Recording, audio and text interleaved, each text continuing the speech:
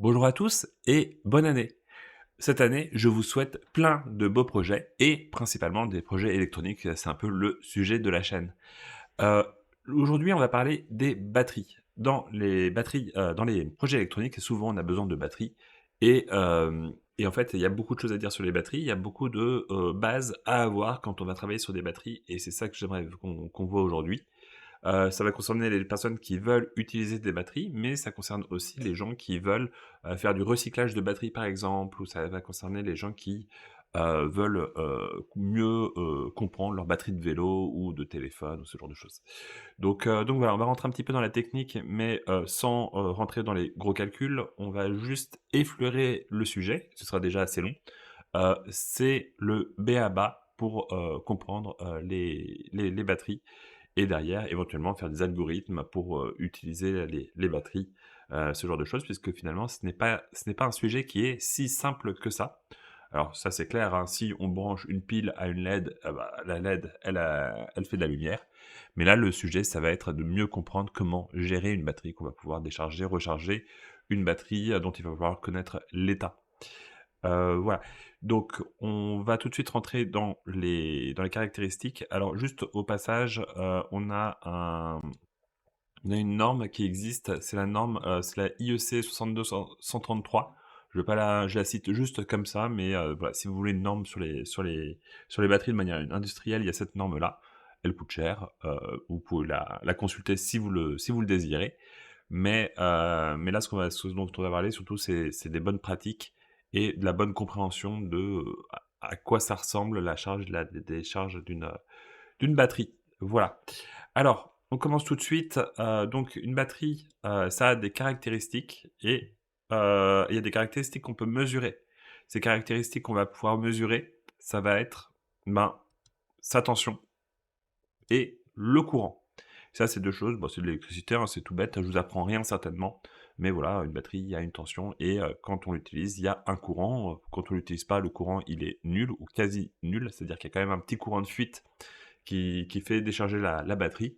Mais voilà, ça, c'est les 2 choses qu'on peut mesurer. On oblige toujours de mesurer la troisième chose qui est importante. Je vous laisse réfléchir 2 secondes si vous dites: «Eh mais il y a quelque chose d'autre qu'on peut mesurer sur une batterie?» Ben ouais, on peut mesurer sa température et la température, ça paraît anodin comme ça, mais en fait, c'est super important si vous voulez, faire des mesures qui soient précises et mieux comprendre ce qui est en train de se passer sur votre batterie. Voilà. Donc, ensuite, on va avoir des données constructeurs. Donc ça, c'est ce qui va être fourni par, le constructeur, quand vous achetez votre batterie. C'est sa fiche sur sa fiche technique. Donc la première des choses qu'on va voir, c'est sa chimie. Là encore, c'est à vous de choisir la chimie que vous souhaitez dans votre appareil. Ici, on va pas dans cette vidéo, on va pas, évoquer toutes les chimies qui existent, c'est pas le but. Toutes se ressemblent sur certains points, en fait, et c'est ça qu'on va essayer de voir. Après, chaque chimie a un petit peu ses nuances. Quand on parle de chimie, en fait, ça va être d'un couple de métaux. Par exemple, pas pomme, heu, par exemple, cuivre et zinc pour une pile, classique. Hem, cette chimie, en fait, il va y avoir un potentiel qui va être associé à chaque métal. Quand on va les assembler, ça va faire une différence de potentiel et cette différence de potentiel, c'est ça qui va créer, en fait, l'énergie, la tension et qui va fournir le courant en fournissant ce courant, on va user les métaux et donc ça, c'est le principe d'une pile. Ce qu'il faut voir là-dessus, c'est qu'en fait, ces potentiels électriques, c'est des potentiels électriques qui sont définis, de manière chimique sur les métaux. Ça veut dire qu'on va pas pouvoir modifier ça et ça veut dire qu'une usine ne va pas pouvoir vous créer une batterie à 5 volts même si vous la lui réclamiez. Ce qu'elle va pouvoir faire, ça va être de vous créer une batterie et d'ajouter de l'électronique pour vous générer du 5 volts. Mais avoir une batterie, en tant que telle 5 volts, ça a pas tellement de sens, parce qu'en fait, non, on est, bloqué par les combinaisons possibles de métaux. Alors peut-être qu'on peut en trouver une qui fasse 5 volts, mais normalement tout ça c'est déjà bien optimisé par les chimistes qui essaient de faire des batteries de plus en plus performantes. Donc voilà, faisons avec ce qu'on a. C'est ce qu'il y a de mieux à faire, je pense.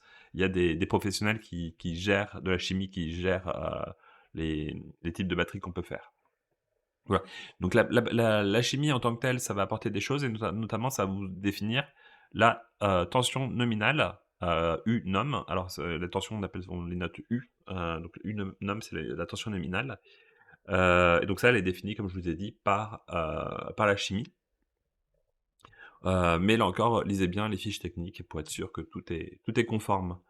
Et on a sur les données constructeurs, on a une dernière donnée qui est intéressante, c'est le CNOM, c'est la capacité nominale de, la batterie, c'est-à-dire c'est la quantité de courant qu'elle peut fournir, pendant un certain temps donné. Donc la quantité de courant qu'elle peut fournir pendant 1 heure si on veut l'utiliser pendant pile poil, 1 heure.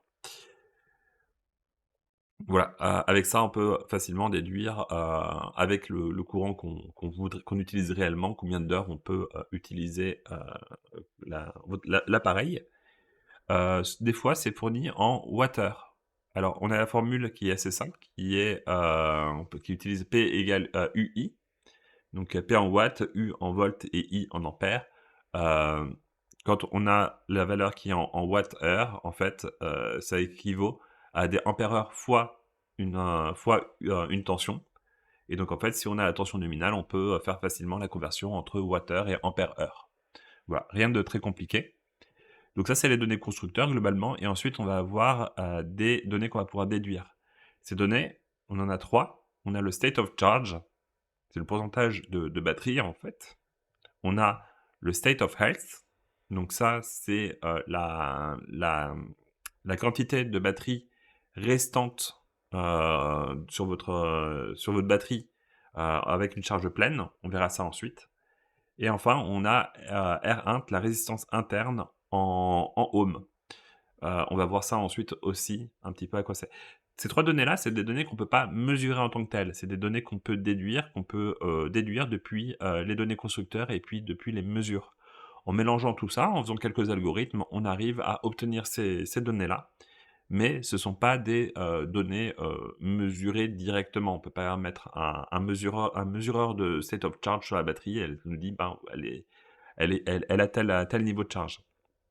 Alors c'est pas, on verra, c'est possible de faire ça un petit peu, mais pas tout à fait, en fait. Alors, quand on parle de batterie, souvent on revoit ce graphique que vous avez certainement déjà vu, c'est le diagramme de la tension par rapport au temps. En fait, la hop là, là, le, la tension, la courbe de décharge d'une batterie, elle va être en 3 phases. Il va y avoir une première phase de décharge, rapide, puis une deuxième qui va être plus lente, c'est ce qu'on appelle le plateau, et puis on a une dernière phase à nouveau de décharge à nouveau, assez rapide. Donc voilà, ça c'est ce à quoi ressemblent les courbes de décharge, elles ressemblent toutes à ça. Même si, voilà, en fonction des chimies, en fonction de tout ça, elles sont pas tout à fait, identiques chacune. Elles ont un peu leurs caractéristiques, mais globalement, elles ont toujours ces 3 phases-là. Hem, Là, je vous ai fait avec des angles, qui sont très pointus.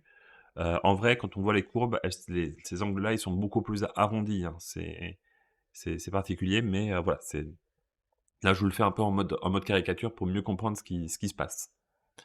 Quand vous verrez vos courbes, vous reconnaîtrez à peu près cette forme-là. Alors, sur cette courbe-là, en fait, donc c'est la décharge complète d'une batterie.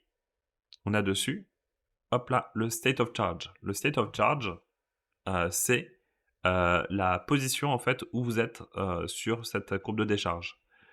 Si on suppose une décharge, constante, ce qui est le cas, en fait, sur cette courbe-là, on verra ça ensuite. En fait, le state of charge, bah, c'est là où on en est sur cette fameuse décharge. Donc en fait, le state of charge, il va, ici à gauche, on est à 100. Quand il passe à droite, on est à 0. Et en fait, on va, se déplacer comme ça en fonction de quand on décharge ou quand on charge. Des fois, on va charger une batterie beaucoup plus lentement qu'on la décharge, des fois c'est l'inverse. Voilà, c'est le state of charge, c'est ce pourcentage de batterie.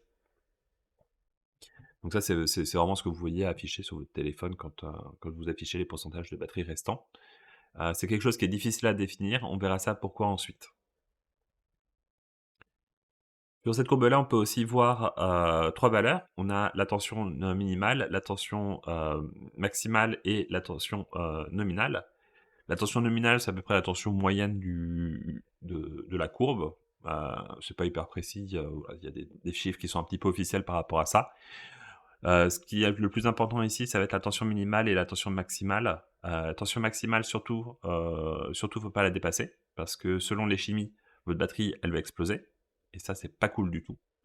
La tension minimale, pareil, alors ça va pas exploser, mais pour le coup, si jamais vous descendez en dessous de la tension minimale, vous risquez d'abîmer, vraiment beaucoup vos batteries, voire de ne plus les utiliser. On verra ça ensuite, là encore. Mais donc il faut vraiment garder, la tension des batteries entre la tension minimale et la tension maximale. Voilà, parce que je dépasse un petit peu là sur le graphique. C'est pas bien. Alors, juste on en profite parce qu'on voit qu'en fait sur la tension maximale, c'est quelque chose qui est pas très, très stable. Sa tension elle va très vite diminuer et en fait, c'est pas très bon pour la batterie de rester dans cet état-là. Donc garder la batterie chargée à 100 c'est pas génial pour elle. Réciproquement, garder la batterie à charger au minimum, c'est pas très bon pour elle non plus, si vous êtes tout le temps au minimum. Parce que vous voyez, en fait, la batterie, elle va se décharger très, rapidement sur la fin et notamment avec l'autodécharge, ben, la batterie risque de se surdécharger beaucoup plus rapidement que prévu et de descendre en dessous de la tension minimale. Donc si vous voulez stocker des batteries, vous les stockez sur le plateau. Sur le plateau, quelque part là-dessus, à la tension nominale, idéalement. Et voilà, donc globalement, c'est entre 80 et 20 pour stocker les batteries, c'est ce qu'il y a de mieux pour qu'elles perdent le moins de capacité possible. Alors tout ça, je vous ai dit, c'est à courant constant. En fait, on a cette courbe-là qui est à courant constant. On va juste voir ce qui se passe quand on n'est pas à courant constant. Ou plutôt, ce qui se passe quand on est, avec des courants plus élevés. Là, actuellement, on imagine que le courant, par exemple, il est de 1 ampère. 1 ampère, c'est déjà beaucoup, hein. C'est pas énorme du tout, mais c'est, pas mal pour un appareil, c'est la conso d'un téléphone en cours d'usage. Donc, voilà, on a cette courbe-là. Forcément, ça va au fur et à mesure du temps, la tension, elle va baisser. On peut pas faire ces mesures-là avec un courant à 0 ampère, ça a pas de sens, parce que sinon, bah, la courbe, elle resterait à la tension maximale, en fait. Donc, qu'est-ce qui se passe quand on a un courant plus élevé? Alors, si on a un courant, par exemple ici, de 10 ampères, ben, le téléphone, ou l'appareil va se décharger plus rapidement, ça on s'en doute. Et s'il est de 100 ampères, il va se décharger encore plus rapidement. Donc voilà, ça c'est à peu près ce qu'on va avoir comme résultat en mesure. Mais en fait, ce qui est intéressant, c'est de comparer, la différence de tension entre ces différentes courbes-là. Là, on le voit assez mal. Ce qu'on va faire, c'est qu'on va reprendre ces courbes-là en les mettant sur non pas sur le temps, mais sur le state of charge. Et quand c'est le cas, en fait, quand on va étirer les courbes, qu'est-ce qu'on voit? On voit que la courbe, violette, la courbe de 100 ampères, est beaucoup plus basse que la courbe de 10 ampères, qui est beaucoup plus basse que la courbe de 1 ampère. C'est pas une erreur du dessin, même si j'ai fait ça un petit peu au pif. En fait, ce qui va se passer là-dessus, ce qui est intéressant, c'est de voir que plus on va consommer de courant, plus la tension va être faible, va baisser, en fait. On va avoir une chute de tension, qui va être de plus en plus importante, en fait. Et en fait, là-dessus, alors encore c'est vraiment pas très, précis ce schéma-là, mais ce qui est important, c'est de se dire que voilà, quand on va consommer beaucoup de courant, en fait, on va avoir une grosse chute de tension. Alors de pa alors cette, courbe, pardon, avec cette chute de tension, en fait, elle est pas anodine, elle est intéressante puisque, on peut la mesurer et en fait, avec ça, on va pouvoir mesurer la résistance interne de, la batterie. En fait, à quoi correspond cette résistance interne? C'est une résistance interne d'une batterie, c'est pas une résistance qu'on vient, souder dans une batterie. Non, cette résistance interne, c'est en fait, une caractéristique intrinsèque de la batterie. Il faut savoir que, ben, en fait, elle va dépendre de pas mal de facteurs de la batterie. Par exemple, plus la batterie aura de capacité, plus cette résistance sera faible. C'est-à-dire plus la batterie sera capable de donner facilement beaucoup de courant. Quand la batterie donne de courant, en fait, il y a une réaction chimique qui se fait dans la batterie et cette réaction, elle est lente ou plutôt, elle n'est pas instantanée et donc en fait, le temps que la réaction se fasse, ben, la tension, elle va baisser et et au fur et à mesure, la tension réaugmente et ça s'équilibre comme ça. Mais ça fait que si vous consommez beaucoup de tension sur une batterie, pardon, si vous consommez beaucoup de courant sur une batterie, sa tension va chuter, plus ou moins légèrement et ça peut poser des problèmes, il faut le savoir et donc on peut vraiment faire cette mesure de résistance et voilà, ça il y a des on peut mesurer la résistance interne à différents courants, dans différentes conditions. Ce ne sera pas exactement la même mesure, mais on aura une mesure approximative. On aura un indice qui va donner, l'état de fonctionnement de la batterie, mais aussi un peu un état de santé. C'est-à-dire que, plus la batterie va s'user, en fait, plus elle aura de mal à donner du courant et plus en ayant du mal à donner du courant, hem sa résistance, interne est élevée, en fait. Donc on peut mesurer le un peu l'état de santé avec cette résistance interne. Mais ce n'est pas tout. On verra ça ensuite. Alors, on a parlé du courant, mais on avait dit que c'était à courant constant, mais on peut aussi parler de la température et on est généralement à température constante, sur ces mesures-là. Il faut savoir que, la tension d'une batterie va dépendre de la température. Plus la température va baisser, plus la tension sera faible. Là encore, les chiffres et les graphiques sont faits de manière un peu approximative. C'est juste pour donner une idée. Et voilà, donc si vous augmentez la température de la batterie, la tension, elle va augmenter. Les mesures qui sont faites généralement sur une batterie, sur l'électronique en général, généralement on est à 25°, donc c'est un petit peu chaud pour l'hiver, un petit peu froid pour l'été. Mais en moyenne, c'est voilà, c'est 25°.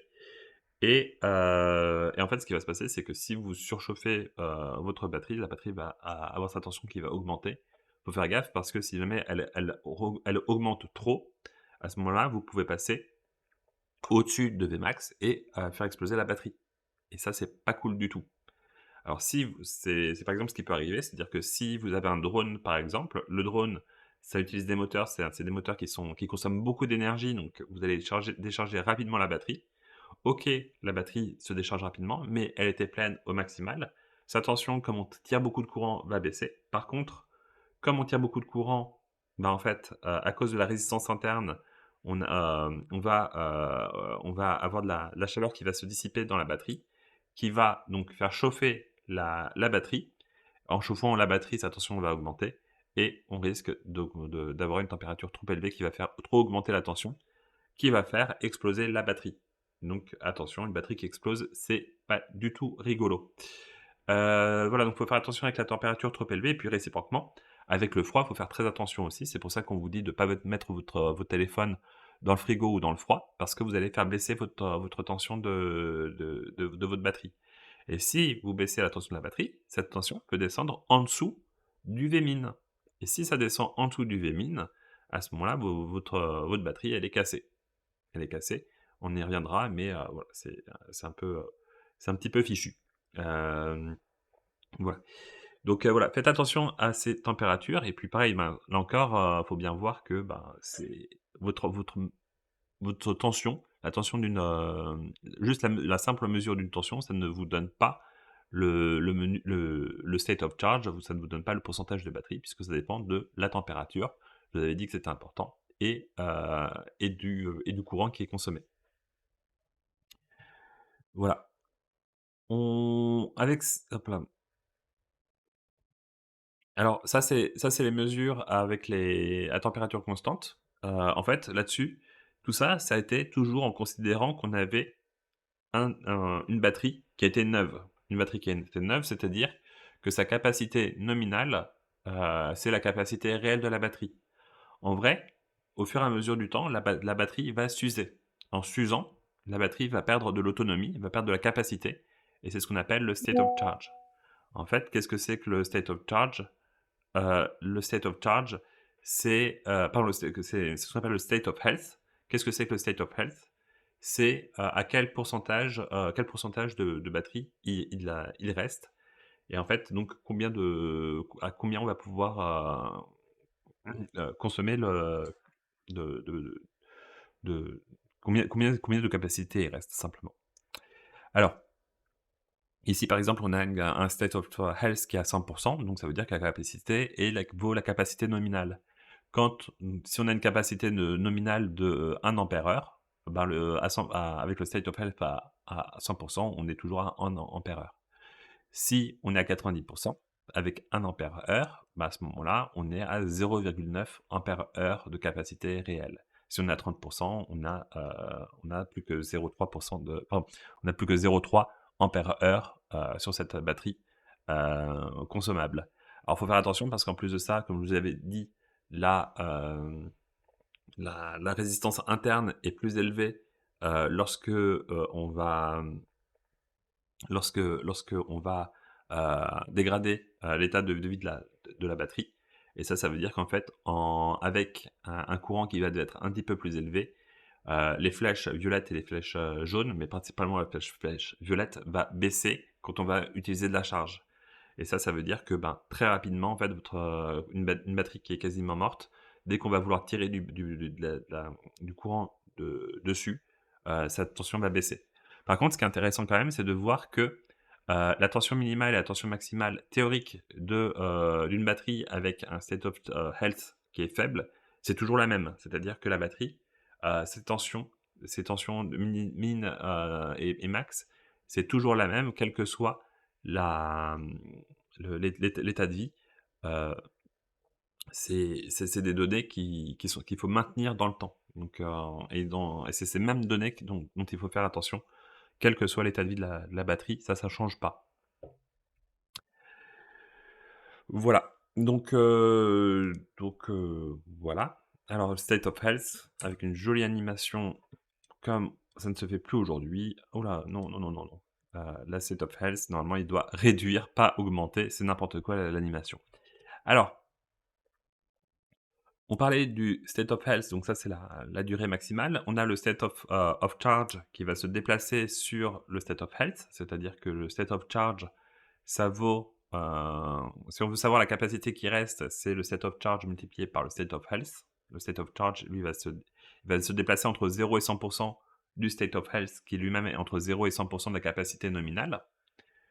La question, c'est comment est-ce qu'on peut déterminer avec une tension là, le state of charge? Et en fait, ce dont on s'aperçoit, c'est qu'en fait, comme on a un plateau qui est très plat, quel que soit le type de batterie, juste une mesure de la tension, ce n'est pas suffisant. Pourquoi? Parce que, notre tension, elle va varier, en fonction du courant qu'on consomme et en fonction de la tension. Donc si on arrivait à faire un mélange de ces 3 valeurs, on aurait une mesure approximative de la tension théorique, équivalente réelle, mais ce ne sera pas une mesure de toute façon très précise, il y aura un petit écart et ce qu'il faut se rendre compte, c'est que voilà, avec une mesure de tension, en fait, en fonction de si votre courbe, elle a une légère, variation de tension, on va avoir un state of charge mesuré qui peut être vraiment très différent et donc vraiment très, très imprécis. Donc c'est ce qu'on voit sur ce graphique, c'est-à-dire avec une tension donnée, on voit que le state of charge, il est ici entre 30 et 60. On ne sait pas trop là où on en est. Voilà, donc là-dessus, on va pas rentrer dans les détails de comment est-ce qu'on calcule le state of charge. Globalement, on peut le faire, comme je vous l'avais dit, avec le courant et la température. Ça donne une idée. On peut aussi le faire de manière plus précise en intégrant le courant consommé, en fait. Donc il va falloir prendre des mesures régulières, c'est un petit peu complexe, mais ça peut se faire aussi de cette manière-là. Voilà. Alors, donc on a revu un petit peu tous ces paramètres, donc normalement ça doit être très clair pour vous. Qu'est-ce que c'est que le state of charge, le state of health, la résistance interne, globalement, enfin, on a vu ce que c'était, et l'utilité de la tension nominale, du type de chimie, de la capacité nominale par rapport à la capacité réelle, grâce avec le rapport avec le state of health. Voilà, donc on a vu un petit peu tout ça. Maintenant, on va voir un petit peu électroniquement comment est-ce qu'on branche tout ça. Alors, on va parler d'un appareil, là encore, très générique. On part, sur j'en sais rien moi, sur, je vais dire une lampe de poche, c'est un mauvais exemple. On va essayer de trouver quelque chose d'un peu plus ingénieux que ça. Par exemple, on va parler de, une montre connectée, au hasard. Donc on a notre appareil, c'est notre montre. Qu'est-ce qu'on a dedans? On va avoir, l'appareil lui-même et la batterie. Qu'est-ce qu'on va avoir entre 2? Alors, ce que je vous ai expliqué, c'est pas, il y a d'autres manières de faire aussi, il y a d'autres manières de connecter les choses, mais je vous donne une manière classique de brancher, ça. Alors on a les 2 flèches, hein, on a flèche rouge, flèche noire, c'est la tension et le courant. Alors en fait, c'est, voilà, c'est un schéma qui est très, très, schématique. C'est juste, les idées qui sont là. Globalement, entre la batterie et l'appareil, généralement, on va mettre un régulateur. Un régulateur de tension qui va permettre à votre appareil, à votre montre, par exemple, d'avoir une tension qui soit fixe. Pourquoi est-ce qu'on veut une tension qui soit fixe, par exemple? Eh ben, c'est parce que vous voulez, éviter de griller votre montre avec une tension qui soit trop élevée. Vous voulez aussi, pouvoir faire des mesures de capteurs. Je me demande, c'est un petit peu bizarre, mais si vous aviez, je sais pas moi, un capteur de lumière, il faut comparer, la tension fournie par la photodiode avec une tension de référence et vous voudriez avoir une tension un peu fixe pour faire cette mesure-là. Donc le régulateur, c'est une bonne chose à avoir. C'est très, très fréquent qu'on ait un régulateur qui convertisse la tension qui est pas fixe, d'une batterie en une tension fixe, pour l'appareil. Voilà. Donc ça, c'est très, très classique. On utilise ça même quand on utilise une alimentation externe, on a souvent un régulateur en plus, voire plusieurs régulateurs, voire, voilà, toute une ribambelle de régulateurs pour avoir de différentes tensions. En plus de ça, on va avoir un chargeur ou un battery management. Des fois, on le positionne de l'autre côté de la batterie, quand, il n'est pas du tout lié, à l'appareil. Peu importe, en fait, c'est ce qu'il faut voir là-dessus, c'est il existe plein de puces qui sont plus ou moins complètes pour pouvoir gérer la charge et pour pouvoir éventuellement faire régulation ou non. Généralement, ça ne fait pas régulateur. Généralement, il faut mettre le régulateur derrière. Voilà, et donc là-dessus, sur ce chargeur, là, j'ai pas noté, mais presque forcément, on a une alimentation externe qu'on peut brancher en plus. Qu'est-ce qu'on a d'autre? On a le BMS. On va voir un peu plus en détail ce que c'est que le BMS ensuite, mais c'est le Battery Management System. Ce qu'il faut voir, c'est que ça fait partie de la batterie, en fait. La batterie, c'est les cellules chimiques et on a en plus cette carte électronique qui va permettre de, d'ajouter de la sécurité à la batterie, pour éviter les problèmes. Voilà, et ensuite, on va pouvoir éventuellement ajouter un, fuel gauge. C'est, une jauge de mesure du state of charge et du state of health éventuellement. Donc ça, c'est une puce qu'on peut rajouter, qui est complètement, facultative, sachant que cette mesure de state of charge, state of health, si on le souhaite, on peut aussi la faire de différentes manières. On peut aussi la faire dans l'appareil directement. Des fois, c'est inclus dans le power management quand ils sont un petit peu complexes. Voilà, il y a ça qu'on peut rajouter en plus si on le souhaite. Donc vous voyez, il y a quand même tout un tas d'étages qu'on peut ajouter entre la batterie et l'appareil.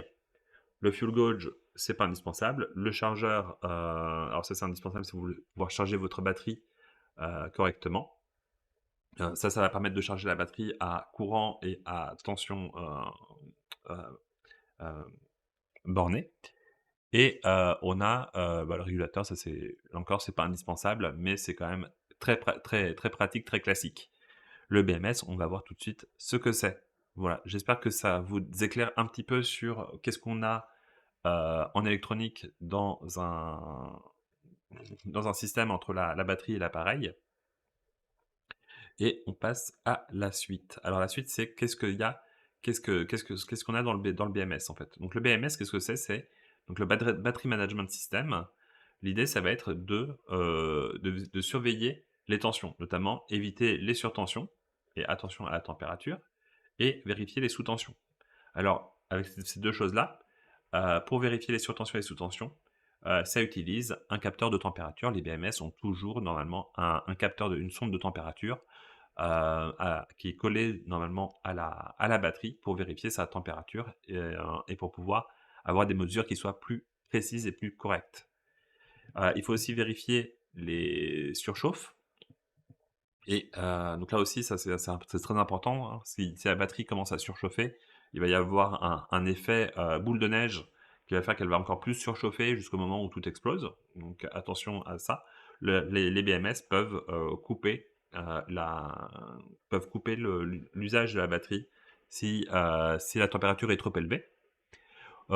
Et puis on va aussi avoir ça va permettre aussi de vérifier des fois, le courant de charge ou de décharge de la batterie.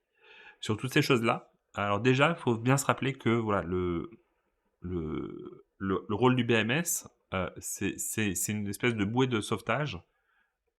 C'est pas alors c'est indispensable, oui, c'est vraiment quelque chose à avoir, mais ne vous y fiez pas. Ne vous y fiez jamais, ne vous dites jamais: «Ah bon, on charge la batterie n'importe comment, de toute façon le BMS, va limiter. Ah bah, on met les tensions comme on veut, de toute façon le BMS va limiter». Non, non, non, non, non. Faites les choses correctement. Le BMS, c'est une carte en plus qui vous permette d'ajouter une couche de sécurité supplémentaire. Là encore, toutes ces valeurs de BMS, c'est vraiment des valeurs qui sont limite. Sur vos tensions, si par exemple, vous voulez limiter la batterie doit être limitée à 3 volts 35, le BMS va dire 3 volts 35, mais vous mettez 3 volts 30 en fait. N'allez pas sur les valeurs critiques de vos batteries, vous allez les user, outre mesure et en plus de ça, ben, voilà, c'est pas bon.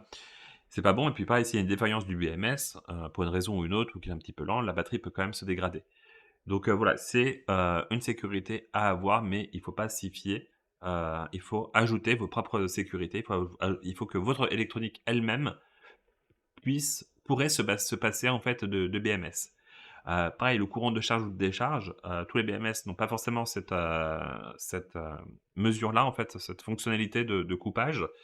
Mettez un fusible, mettez un système pour pouvoir, couper en cas de surconsommation. Couper le système. Si, il y a un problème de température, essayez de le gérer avant que le BMS coupe tout. Donc voilà, le BMS, là encore, c'est en cas de tout hyper critique, ça essaie de sauver tant que ça peut, heu, la batterie. Voilà, donc ça c'est ce que fait le BMS et des BMS, vous en avez de différents types. Vous avez des BMS qui sont fournis par des usines, donc c'est des BMS qui peuvent être intégrés à la batterie. Quand vous achetez votre batterie, le fabricant de batterie peut intégrer un BMS. Il peut aussi y avoir des BMS génériques et donc là, il faut faire un petit peu attention parce que les BMS génériques, bah, sont génériques à n'importe quelle batterie. Donc là, pour le coup, il faut les configurer correctement pour votre batterie. L'avantage des BMS intégrés, c'est qu'on peut supposer qu'ils sont un peu plus sur mesure par rapport à la batterie. Il y a le risque que l'usine utilise un BMS générique aussi. Après, elle peut le faire bien, elle peut le faire pas bien. Voilà, il y a quand même des tests à faire, si jamais vous achetez des batteries. Là encore, ne vous fiez pas, surtout, parce que la majorité des batteries sont fabriquées en Chine, ne vous fiez pas à l'usine, qui vous fournit les batteries. Faites vos propres mesures, vos propres tests pour vérifier, que ce qu'on vous fournit, c'est bien conforme et qu'il n'y a pas de risque de sécurité, surtout si vous faites un produit que vous voulez vendre. Alors, je dis ça, mais c'est aussi important si vous voulez faire un produit que vous voulez utiliser pour vous-même parce que, bah, si ça explose, ben, voilà, faut pas que ça explose dans la poche des utilisateurs, mais pas dans pas dans votre poche non plus. Donc voilà, faites attention à ces BMS-là. C'est toujours possible de faire des BMS maison, donc des BMS, qui soient vos propres designs. Ça vous permettra éventuellement d'avoir un gain en production si vous faites des très grandes quantités et ça pourrait être éventuellement plus adapté à votre produit. Vous pourriez éventuellement y ajouter des, fonctionnalités comme vous le souhaitez. Là-dessus, on le voit par exemple, on le voit les batteries de visseuses, les batteries de visseuses électriques. Hem, les BMS des batteries des visseuses sont un peu plus qu'un simple BMS. En fait, là-dessus, ça va aussi faire une mesure un peu de state of charge pour indiquer l'état de l'é la le pourcentage de charge de la batterie et il peut aussi y avoir, comment ça s'appelle? Il peut aussi y avoir, par exemple, le chargeur qui est fourni, qui est inclus dans la batterie et donc dans le BMS, en fait. Donc là-dessus, ça fait des produits qui sont un peu plus gros, un peu plus, volumineux, un peu plus coûteux, mais un peu plus complets. Là encore, ben, par exemple, cette question, elle est assez intéressante, du chargeur dans la batterie. Parce que, par exemple, donc dans le cadre de visseuses électriques, en fait, ben, c'est toujours agaçant de devoir chercher son chargeur quand on ne sait pas où est-ce qu'il est pour sa batterie. L'autre solution, ce serait de brancher sa batterie, ben, au secteur, soit directement avec une prise de 120 volts, mais là, ça veut dire que vous avez quand même un transformateur dans votre batterie, soit sinon avec une alim extérieure, une alim genre 12 volts que vous branchez directement à votre batterie et ça la recharge. Il y a des batteries qui existent comme ça, mais ça veut dire que toute la partie chargeur, de la batterie se trouve intégrée dans votre batterie. Donc à chaque fois que vous achetez une nouvelle batterie ou que vous vendez une nouvelle batterie, la batterie doit intégrer ces circuits qui sont un peu plus complexes. Alors que si vous avez un chargeur, bah, c'est suffisant. Quand vous avez une flotte d'électroportatifs, la question de où est le chargeur, où doit être le chargeur, c'est une question qui est économiquement très pertinente. Il n'y a pas de bonne ou de mauvaise solution.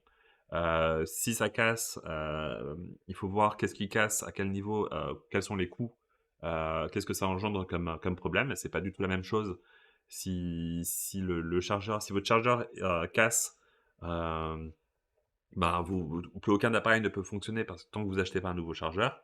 Par contre, quand votre, chargeur de votre batterie casse, ben, votre batterie n'est plus utilisable dans ce cas. Donc voilà, c'est pas les mêmes choses. Les coûts sont pas les mêmes, les problématiques sont pas les mêmes. Donc réfléchissez bien à tout ça, si vous faites un produit avec batterie, avec chargeur que vous souhaitez intégrer dans votre produit.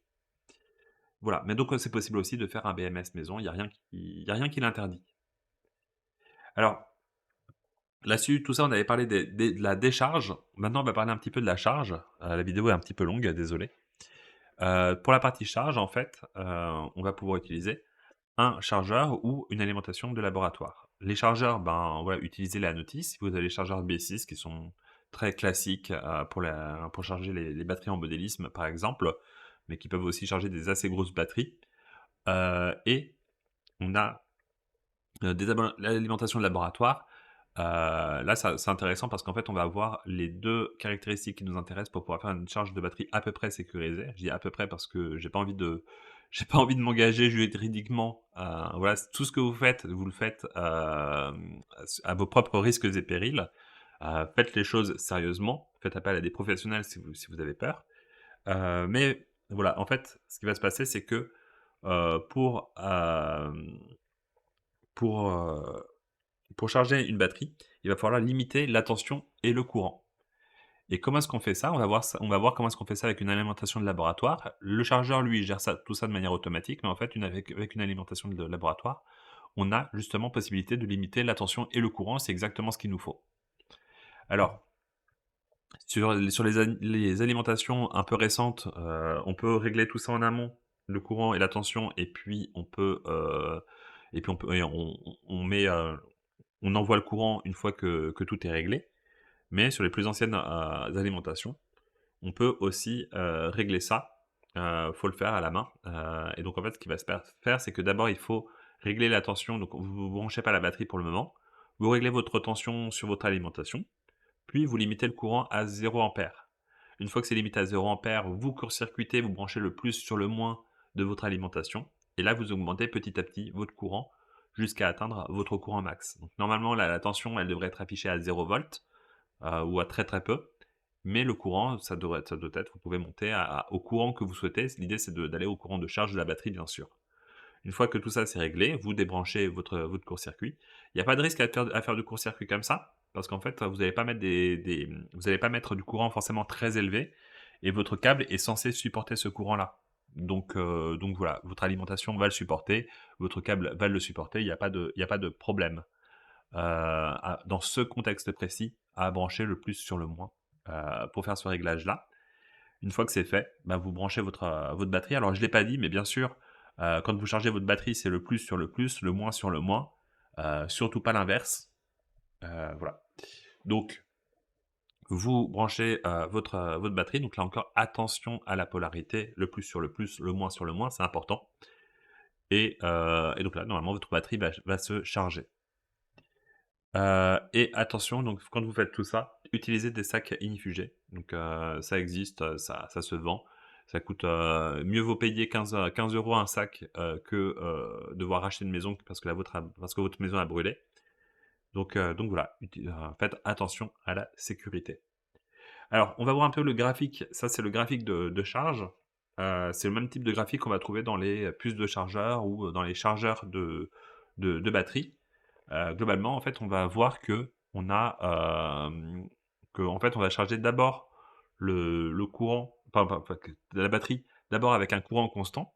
Donc la première phase, le courant, il est constant. On charge à la vitesse maximale.